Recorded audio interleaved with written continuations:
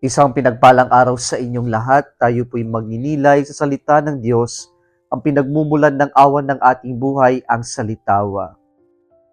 Mga kapatid, bihira po natin marinig sa ating mga pagbasa ng Diyos ay malungkot, ng Diyos ay umiyak, at lalong higit ang Diyos ay tumangis.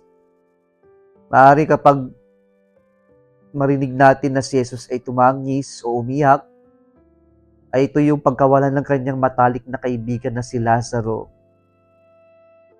At ngayon po sa ating ebanghelyo ngayon, marinig po natin si Jesus na kanyang tinignan ang Jerusalem. Siya ay tumangis. At bakit po napuno ng emosyon ng Panginoon?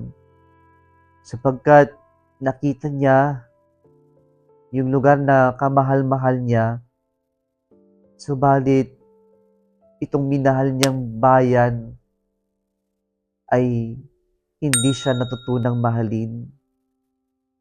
Kaya sa itong paalala mga kapatid sa atin na malungkot ang Diyos, tumatangis ang Diyos sa tuwing ipinagpapalit natin siya sa ibang kaligayahan, sa tuwing pinipili natin ang material na bagay kaysa sa Kanya.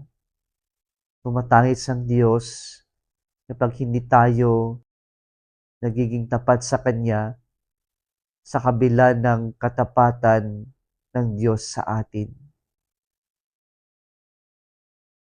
Ngunit hindi po lahat ay hindi tapat sa Panginoon. Sana ma-inspire tayo kay Matayas sa ating unang pagbasa ngayon na sa gitna ng kamatayan, mas pinili niya na napiliin ang Diyos, na maging tapat sa Diyos.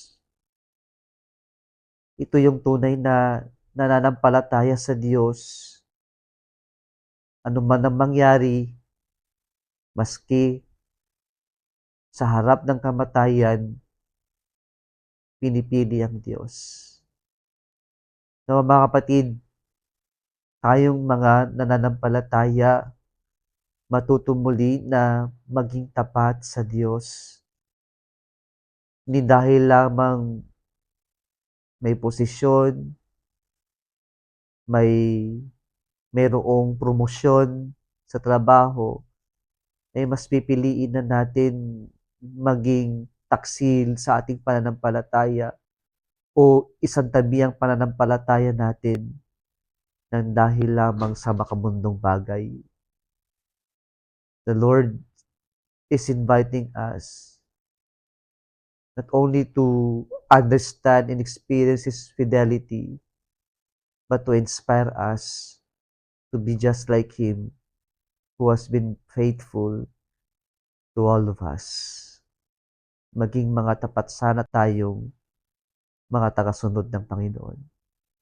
Nagustuhan mo ang video na ito, huwag kalimutang mag-like, i-share at mag-subscribe sa Salitaw Facebook page and YouTube channel. Muli isang pinagpalang araw sa inyong lahat.